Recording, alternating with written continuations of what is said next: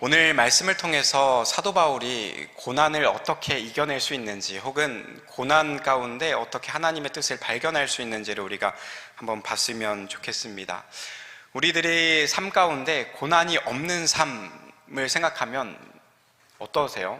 좋으실까요? 고난이 없는 삶, 평탄한 삶, 어떻게 보면 꿈꾸는 삶일지도 모르겠습니다.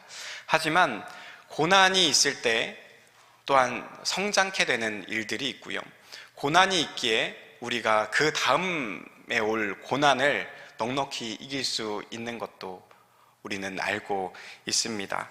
오늘 말씀에 사도 바울은 자신이 경험한 것들을 통해서 하나님 나라, 그리고 자신이 경험한 그 주님을 만남으로 인해서 어떻게 고난을 바라보고 어떻게 이겨나가고 있는지 우리가 말씀을 통해서 한번 보고자 합니다.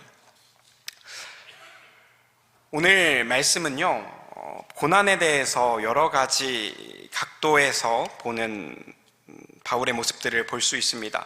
사도 바울이요, 자기가 경험한 예수 그리스도, 사도 바울이 경험한 예수 그리스도를 어떻게 표현하고 있냐면 5절 말씀에 이렇게 표현하고 있습니다. 5절부터 7절까지 말씀에 이렇게 표현하고 있습니다. 우리는 우리를 전파하는 것이 아니라 오직 그리스도 예수의 주 되신 것과 또 예수를 위하여 우리가 너희의 종된 것을 전파함이라. 어두운 데에 빛이라 말씀하셨던 그 하나님께서 예수 그리스도의 얼굴에 있는 하나님의 영광을 아는 빛을 우리 마음에 비추셨느니라. 우리가 이 보배를 질그릇에 가졌으니 이는 심히 큰 능력은 하나님께 있고 우리에게 있지 아니함을 알게 하려 함이라. 아멘. 사도 바울이 전파하는 것, 그것이 무엇이었냐면 다른 것이 아니라 오직 예수 그리스도였음을 고백하고 있습니다. 사실 사도 바울은 이 당시에 많은 어려움들이 있었습니다. 우리가 잘 알고 있는 것처럼 사도 바울이 사도직에 대해서 공격을 받기도 했고요, 네가 무슨 사도냐, 예수 그리스도를 진짜 옆에서 같이 동역하지도 않았으면서 무슨 사도냐, 이런 여러 가지 공격들을 받았었거든요. 그리고 그의 모습을 통해서 사도는 이런 모습이어야지 너의 모습과는 조금 다르지 않냐 라는 공격들을 사실 받았었거든요. 그럼에도 불구하고 사도 바울이 당당할 수 있었던 것, 그것이 무엇이었냐면 5절에서 이야기하는 것, 우리를 전파하는 것이 아니라 오직 그리스도 예수의 주 되신 것과 또 예수를 위하여 우리가 너희의 종된 것을 전파함이라. 당당함이 있었습니다. 그 어려움 가운데도 당당함이 있었습니다. 왜냐하면 사도 바울은 자신을 드러낸 것이 아니라 오직 누구만 드러냈어요? 오직 예수 그리스도만 드러냈던 것이지요. 예수 그리스도를 만났을 때 어떤 일이 일어났냐면 6절 말씀에 어두운 데에 빛이라 말씀하셨던 그 하나님께서 예수 그리스도의 얼굴에 있는 하나님의 영광을 아는 빛을 우리의 마음에 비추셨다라고 이야기를 하고 있습니다. 하나님께서 세상을 만드실 때 빛이 있으라 명하셨던, 그래서 빛을 만드셨던 그 하나님께서 예수 그리스도의 얼굴에 있는 하나님의 영광을 아는 빛을 우리의 마음 가운데 비추셨다라고 이야기하고 있습니다. 그러면서 7절에 우리가 이 보배를 질그릇에 가졌으니 이는 심히 큰 능력은 하나님께 있고 우리에게 있지 아니함을 알게 하려 함이라 말하고 있습니다. 질그릇은 어떤 그릇입니까? 이 당시에 집에 하나쯤은 있는 그릇입니다. 우리가 잘 아는 것처럼 질그릇은 비쌀까요? 비싸지 않을까요? 비싸지 않습니다. 질그릇은 떨어뜨리면 어떻게 돼요? 깨질 수밖에 없는 것이 질그릇입니다. 그런 자신을, 그리고 우리의 모습을 질그릇에 비유하고 있습니다. 근데 그 질그릇에 뭐가 담겼다라고 이야기를 하고 있어요? 보배가 담겼다라고 이야기를 하고 있습니다. 이것을 통해서 무엇을 드러내고자 하냐면 큰 능력이, 이는 심히 큰 능력은 하나님께 있고 우리에게 있지 아니함을 알게 하려 함이라 라고 말하고 있습니다. 우리의 목적이 어디에 있습니까? 우리의 삶의 목적은 어디에 있습니까? 우리의 삶의 목적은 15절 말씀에 우리의 목적이 어디 있는지를 볼 수 있습니다. 15절 말씀 우리가 같이 읽어볼까요? 시작. 이는 모든 것이 너희를 위함이니 많은 사람의 감사로 말미암아 은혜가 더하여 넘쳐서 하나님께 영광을 돌리게 하려 함이라. 아멘. 우리의 목적이 어디에 있다고 말을 합니까? 하나님께 영광을 돌리는 데 우리의 삶의 목적이 있다라고 이야기를 하고 있습니다. 그러면 우리의 삶이 하나님께 영광을 돌리는 거잖아요. 그러면 여러분, 하나님께 영광을 돌리는 것은 어떻게 해야 하나님께 영광을 돌리는 것일까요? 한번 생각해 보신 적 있으십니까? 우리가 교회에서도 또한 여러 군데에서 하나님께 영광을 돌린다라고 이야기하잖아요. 그러면 어떻게 하는 것이 하나님께 영광을 돌리는 것일까요? 우리 오늘 7절 말씀에 있는 것처럼 질그릇에 보배가 담겼지 않습니까? 하나님께 영광을 돌린다라는 것은 온전히 이 보배만 드러나는 것, 보배만 드러나는 것이 하나님께 영광을 돌리는 것입니다. 그렇다면 어떻게 질그릇에 담긴 보배만 드러날 수 있을까요? 그것은 이 질그릇이 없어져야 되는 것이죠. 이 질그릇이 없어지면, 이 질그릇이 깨어지면 온전히 보배만 드러나게 되는 것입니다. 우리는 소위 그런 생각들을 가지고 있습니다. 예수를 믿으면 잘 된다. 예수를 믿으면 형통하다. 예수를 믿으면 문제가 없다. 라는 것이 우리들의 믿음 저변에 깔려져 있는 것이 우리들의 생각일 때가 있었습니다. 그때 당시에도 많은 사람들이 그런 생각들을 가지고 있었던 거죠. 하지만 우리가 잘 알고 있죠. 복음을 전달하는 복음 전달자, 그리고 복음을 전하는 사도의 삶을 우리가 들여다보면 예수를 믿으면 잘 된다라는 이 공식이 성립이 됩니까? 그렇지 않을 때가 많이 있는 것이죠. 당장에 사도 바울만 봐도 그렇습니다. 사도 바울의 삶을 돌아다보면 예수를 믿었더니 어떻게 행복했습니까? 행복은 했을 수 있죠. 예수를 믿었더니 어떻게 잘 됐습니까? 우리가 소위 이야기하는 것처럼 어디 가서 맛있는 것 먹고 주머니가 든든해서 되게 잘 된 모습들을 우리가 사도 바울의 모습에서 볼 수 있습니까? 그렇지 않은 것이죠. 고린도서 1장 8절에 보면요, 이렇게 나와 있습니다. 고린도서 1장 8절에 이렇게 나와 있습니다. 형제들아, 우리가 아시아에서 당한 환난을 너희가 모르기를 원하지 아니하노니 힘에 겹도록 심한 고난을 당하여 살 소망까지 끊어지고 라고 이야기하고 있습니다. 어떤 소망까지 끊어져요? 살 소망까지 끊어졌다 말하고 있습니다. 복음을 전했더니, 예수를 믿었더니 살 소망까지 끊어지는 어려움이 있었던 것이죠. 매일같이 공격을 당하고 매일같이 옥에 갇히고 귀신을 쫓아내주고 복음을 전했더니 잘된 것이 아니라 오히려 더 어려워졌던 사도 바울의 삶을 우리는 잘 알고 있습니다. 오히려 잘된 것이 아니라 버려짐을 당하는 사도 바울의 모습을 우리가 잘 알고 있지 않습니까? 그리고 주변에는 사도권을 공격하는 사람들도 많이 있었던 것이죠. 그 시대상을 비춰봤을 때 사도 바울을 보면서 공격하는 사람들이 뭐라고 이야기했을까요? 혹시 여러분들은 그런 공경을 당한 적이 있으십니까? 야, 예수 믿으면 잘 된다며, 예수 믿으면 잘 된다며 라는 이야기를 들어보신 적 있으십니까? 사도 바울도 그런 공격을 당하지 않았겠습니까? 야, 예수 믿으면 잘 된다며. 그 당시에 많은 사람들이 가지고 있던 신앙관, 많은 사람들이 생각했던 것은 예수 믿으면 잘 된다는 것이었는데, 예수를 믿었더니 살아계신 하나님이 계시다면 야, 이 고난 가운데 그냥 내버려 두냐라는 공격을 우리가 당하기도 하고 사도 바울도 당하지 않았겠습니까?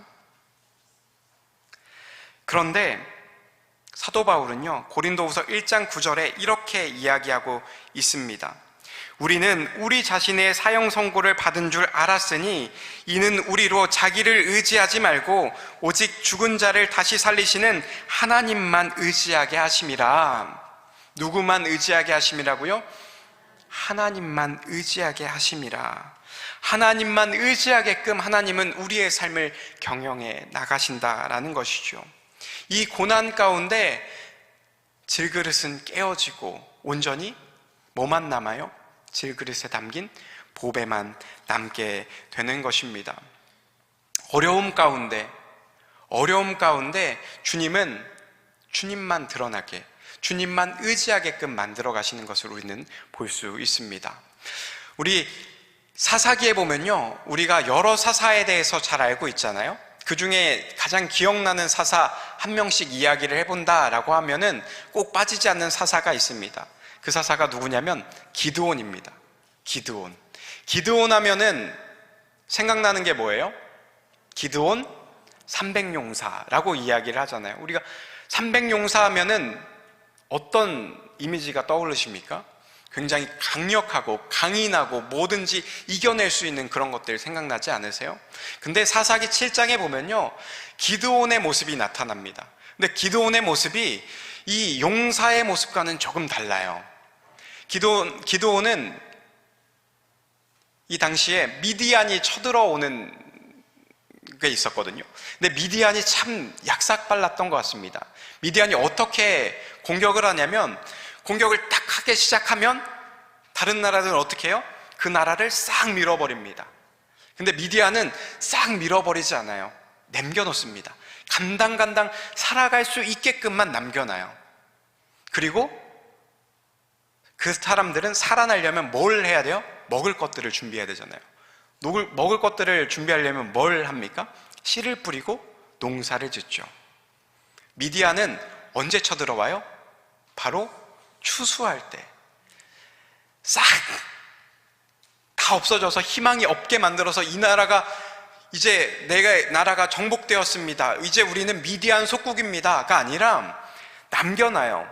그리고 농사를 짓게 합니다. 먹고 살려면 농사를 지어야 되잖아요. 근데 추수할 때쯤 쳐들어와서 곡식들을 싹 걷어갑니다. 그리고 동물들을 싹 걷어가요. 그리고 다시 남겨놓죠. 이런 일들을 하는 거예요. 그런 미디안이 얼마나 무서웠겠어요. 기드온은 이때 뭘 하냐면요, 타작마당에서 밀을 떨어야 되는데 어디서 떠냐면 포도즙 틀에서 이걸 떱니다. 포도주 틀에서. 우리가 농사를 지어보신 분은 아시겠지만 밀이나 벼를 털 때는 넓은 공간에서 털을까요? 좁은 공간에서 털을까요? 넓은 공간에서 털어야 됩니다. 왜요? 이렇게 까불면 뭐가 날아가야 돼요? 깍지들은 다 날아가고 알곡만 남아야 되잖아요. 그러려면 바람이 부는 타작 마당 같은 데서 해야 됩니다. 근데 기드온은 어디서 하고 있다고요? 포도주 짜는 틀. 포도주 짜는 틀은 넓어야 될까요? 좁아야 될까요? 좁아야 돼요. 왜냐하면 포도주를 만들기 위해서 즙을 짤 때 공간이 넓고 그러면 먼지가 들어가잖아요. 그러지 않기 위해서 좁은 공간에서 포도즙 틀을 짭니다. 그런데 그곳에서 뭘 하고 있다고요? 밀을 떨고 있다고요. 어떤 모습이에요? 소위 말하는 쫄보의 모습이잖아요. 그렇죠? 용사와는 조금 거리가 먼 모습들을 우리가 볼 수 있습니다. 그러면서 300용사를 만들어 가시는 하나님을 볼 수 있습니다. 300용사를 어떻게 만들어 갑니까? 그 당시에 이스라엘 군인들, 싸울 수 있는 사람들이 몇 명이라고 이야기를 하냐면 32,000명이라고 이야기를 합니다. 그 중에 하나님은 그 사람의 수가 너무나도 많다라고 하시면서 무서워 떠는 사람들을 돌려보냅니다. 몇 명이 돌아가요? 32,000명 중에 몇 명이 돌아가냐면 22,000명이 돌아갑니다. 여러분 생각해 보세요. 32,000명 어느 정도 좀 해볼만 한데 저쪽 보니까 미디안은 진짜 새카매요. 야, 무서운 사람은 돌아가 그랬더니 22,000명이 돌아가요. 10,000명만 남았습니다. 하나님은 뭐라 그러세요? 만명도 많다라는 거예요. 그리고 어떻게 하십니까? 물가로 인도하세요. 그리고 뭘 해요? 물을 마시게 합니다. 물을 마시게 하는데 그 모습을 통해서 몇 명이 남아요? 300명이 남는 거예요. 300명. 이 300명이 대단한 용사였을까요? 그렇지 않았을 겁니다. 대단하지 않았을 거예요. 그런데 하나님은 그 새까만 미디안 군사들 앞에서 왜 300명만 남기십니까? 그 이유는 하나님만 드러내기 위해서입니다. 하나님만 드러내기 위해서. 질그릇에 보배가 담겼는데 보배만 드러나기 위해서 질그릇을 없애시는 거죠. 깨트리시는 겁니다. 질그릇인 우리의 인생을, 우리의 모습들을 조금씩 깨트려 나가는 것이죠. 우리를 통해서 뭐가 드러날 수 있도록요? 온전히 이 보배만, 하나님만 드러날 수 있도록 만들어 가는 것입니다. 그럼에도 우리들의 삶 가운데 고난이 찾아오잖아요. 고난이 찾아오죠. 그 고난 가운데 많은 분들이 어떻게 생각하십니까? 역시 이 고난 가운데 주님을 드러내시기 위해서 나에게 고난을 허락하시는구나 라고 생각하시는 분이 많으세요? 계십니까? 그런 분들 계십니까? 나에게 고난이 찾아오면 주님만 드러내시기 위해서 나에게 고난을 허락하시는구나, 할렐루야 하시는 분이 계세요? 우리는 때로는 그 고난 가운데 일하시는 주님을 보지 못하고 일하셨던 주님을 망각하고 고난에만 집중하는 모습들을 우리가 보게 되는 것이죠. 예수님의 제자들도 마찬가지였던 것 같습니다. 예수 그리스도의 제자들이 어떤 삶 속에서 변하게 되었냐면요, 예수님의 제자들이 예수님의 부활 후에 바로 부활하셨으니까 할렐루야 하면서 예수 그리스도의 제자들이 변했나요? 그러지 않았습니다. 예수님의 제자는 부활을 알았지만, 부활 소식을 들었지만 바로 변하지 않았습니다. 예수님께서 부활하셨지만 그 소식을 알았지만 변하지 않았어요. 언제 변했을까요? 예수님의 제자들은 언제 변했을까요? 그 예수님이 어떤 분인지를 알았을 때, 진짜로 깨달았을 때 그들의 마음이 변하게 되었고 그들의 삶이 변하게 되었던 것을 볼 수 있습니다. 예수님이 부활하셨다는 소식이 그들에게 그냥 소식이었어요. 그들이 기대했던 메시아가 아니라, 그들이 기대했던 분이 아니라, 그들이 생각했던 예수님이 아니라, 살아나셔도 별반 차이, 뭐가 없는 예수님인 거예요. 예수님이 살아나셨는데, 근데 살아나셨는데, 돌아가셨잖아. 변화시키지 못하셨잖아. 그런 예수님이었던 거죠. 근데 언제 변화시킴을 받았냐면, 우리가 잘 알고 있는 것처럼 누가복음에 엠마오로 가는 제자들을 예수님께서 만나 주십니다. 그때도 그들은 알지 못했습니다. 하지만 예수님께서 자신의 이야기, 구약에 자신의 이야기들을 풀어주십니다. 그리고 제자들이 어떤 이야기를 해요? 그분이 말씀을 풀어주실 때 우리의 마음이 뜨거워졌다라는 거죠. 그냥 돌아가셨다가 살아났던 그런 기적만 드러내는 예수님이 아니라 진짜 내 삶에 역사하셔서 나를 변화시키기 위하여, 나를 구속하시기 위하여 이 땅 가운데 오시고 나를 위하여 살아나신 예수 그리스도라는 사실을 깨닫는 순간 그들의 삶이 변하게 됐던 것이죠. 예전에는 나와 상관없던 예수님이었습니다. 살아나셨는데 근데 나랑 상관없잖아. 그분이 세상을 변화시킬 수 없다니까? 라는 생각을 가지고 있었습니다. 하지만 예수님의 말씀을 통하여 이 예수님이 십자가에 돌아가신 이유가 분명해지고 그분이 나를 위하여 이 땅 가운데 오셨음을 깨닫는 그 순간 그들의 삶은 변하게 된 것이지요. 예수님의 제자들이 그 이후에 변함을 받고 나서 평탄한 삶을 살았습니까? 그렇지 않았습니다. 고난도 당하고요, 죽기까지 했습니다. 하지만 그럼에도 불구하고 그들이 변하지 않을 수 있었던 그 이유, 그것이 무엇이냐면 그 진짜 보배를 그들의 마음 가운데 지녔기 때문입니다. 이것이 예수 그리스도의 복음이 진짜 보배임을 깨닫게 된 것이죠.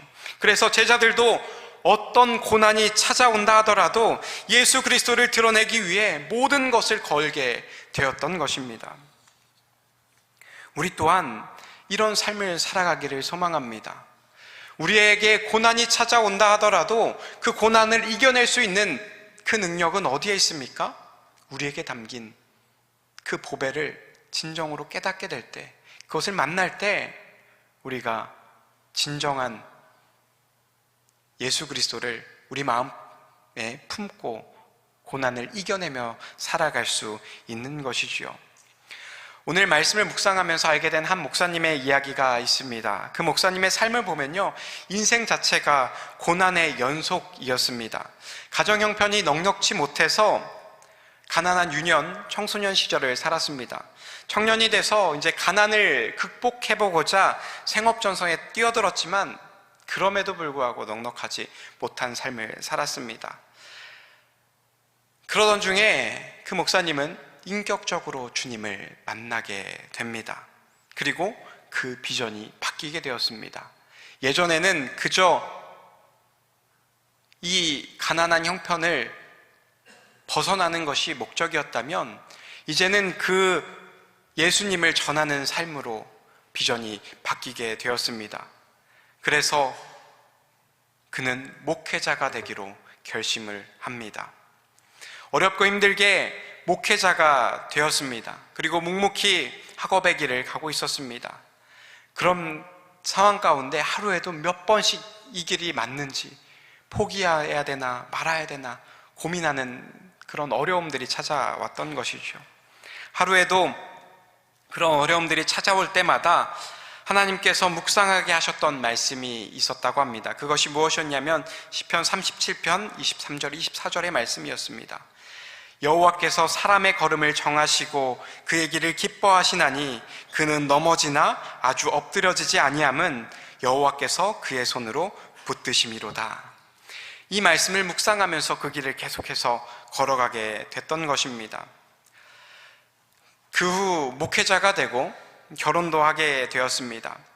그런데 결혼 후에 바로 태어난 아이는 6개월 만에 하늘나라로 가게 되었습니다.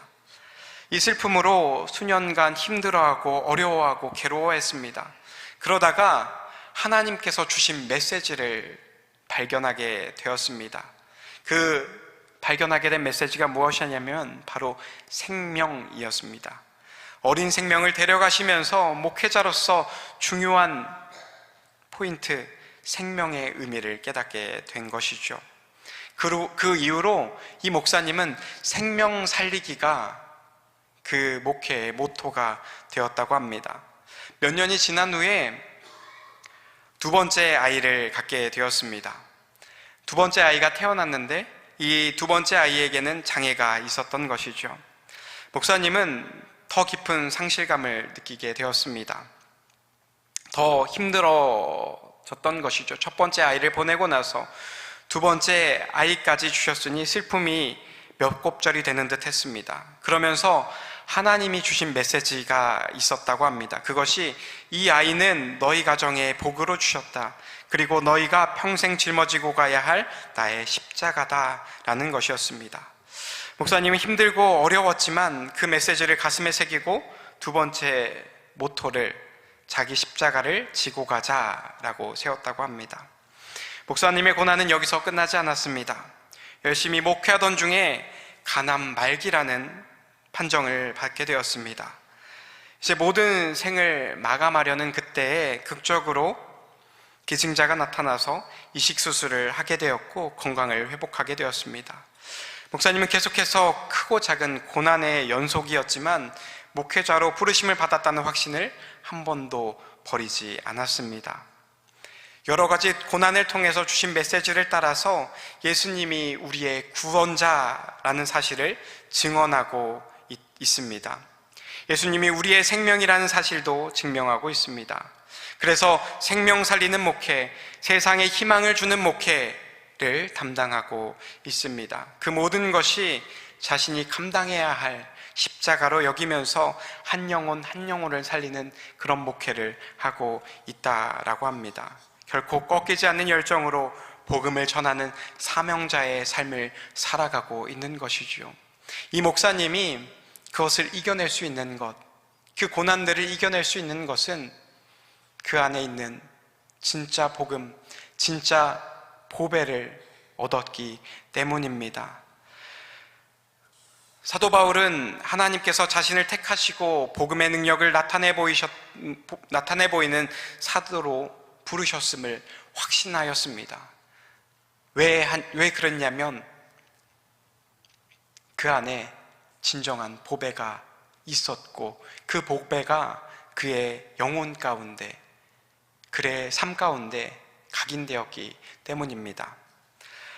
답답한 일을 당하여도, 오늘 8절 말씀에 우리가 사방으로 우겨쌈을 당하여도 쌓이지 아니하며, 답답한 일을 당하여도 낙심하지 아니하며, 박해를 받아도 버림받지 아니하고, 거꾸로 때림을 당하여도 망하지 아니하고, 우리가 항상 예수의 죽음을 몸에 짊어짐은 예수의 생명이 또한 우리 몸에 나타나게 하려 함이니라 라는 고백을 할 수 있었던 것, 그것이 진정한 보배를 마음속에 품었기 때문임을 우리는 알 수 있는 것이지요. 오히려 그가 고백하는 것, 고난이 유익이라는 고백을 할 수 있는 이유가 여기에 있습니다.